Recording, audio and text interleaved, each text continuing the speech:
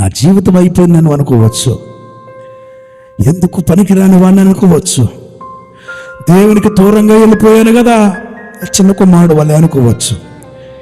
దేవుడు నిన్నుగా ఇష్టపడతా ఉన్నాడు. ఆయన నీలో కోరుకున్నది ఏంటంటే ఎప్పటికైనా నువ్వు తండ్రి దగ్గర తిరిగి వస్తావని, ఎప్పటికైనా దేవుని దగ్గర నువ్వు తిరిగి వస్తావని ఆయన కోరుకున్నది. నీళ్ళు ఆశపడేది అదే. ఆయన ఎప్పటికైనా సరే నువ్వు దేనిలో తప్పిపోయావో నేను చెప్పను, నీకే తెలుసు.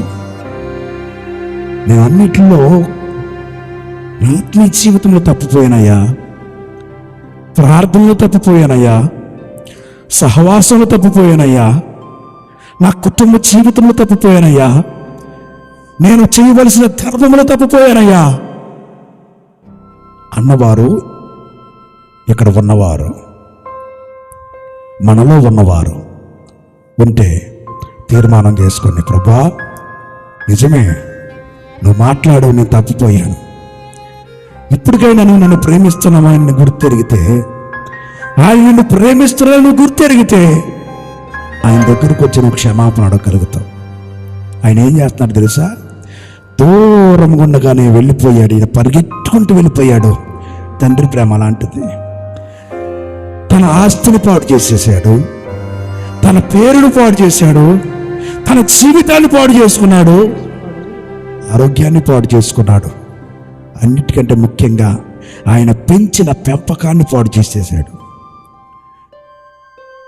అలాంటి వ్యక్తిని మరలా తండ్రి ఇష్టపడతా ఉన్నాడు. దగ్గర తిరిగి వస్తే మెడ మీద పడు ముద్దు పెట్టుకుంటా ఉన్నాడు. దాసుని పిలిచాడు, త్వరగా ప్రశస్తమైన వస్త్రాన్ని తీసుకురా. ఏం కోల్పోయాడు తండ్రి దగ్గర నుంచి వెళ్ళిపోయిన తర్వాత? ప్రశస్తమైన వస్త్రాన్ని కోల్పోయాడు. వాక్యాన్ని వింటున్నావు నువ్వు ఎన్నోసార్లు, ఎన్నో సంవత్సరాల నుంచి, ఎన్నో వారాలు, ఎన్నో గంటల వాక్యాన్ని విన్నావు నువ్వు.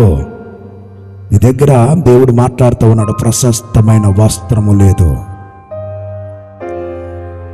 ప్రశస్తమైన వస్త్రం లేదు, నీతి వస్త్రం లేదు, రక్షణ వస్త్రం లేదు, ఉల్లాస వస్త్రం లేదు, పెండ్లి వస్త్రం లేదు అంటున్నాడు. వస్త్రాన్ని తీసుకురా. ఏ వస్త్రం అది? ప్రశస్తమైన వస్త్రాన్ని కోల్పోయాడు అతను. ప్రశస్తమైన వస్త్రాన్ని తీసుకురా. చేతికి ఉంగరం అధికారాన్ని కోల్పోయాడు. తండ్రి దగ్గర ఉన్న అధికారాన్ని ఇస్తామన్నాడు. ప్రశస్తమైన మళ్ళా జీవితం, నూతనమైన జీవితాన్ని ఇస్తామన్నాడు, అధికారాన్ని ఇస్తామన్నాడు. వాళ్ళు సంతోషించారండి. తిరిగి వస్తే అంత సంతోషము. నువ్వు దేవునికి దూరంగా వెళ్ళిపోతా ఉంటే శ్రమల పాలైపోతా ఉంటావు. ఎందుకు వచ్చింది నా శ్రమ? ఎందుకు వచ్చింది ఈ బాధ? ఎందుకు వచ్చింది నా కుటుంబంలో ఈ వేదన అని నువ్వు ప్రశ్నించడానికి మనం సరిపోము. జాగ్రత్తగా ఆలకించండి. అందుకనే ఆయన ఏం పొందుకున్నాడు?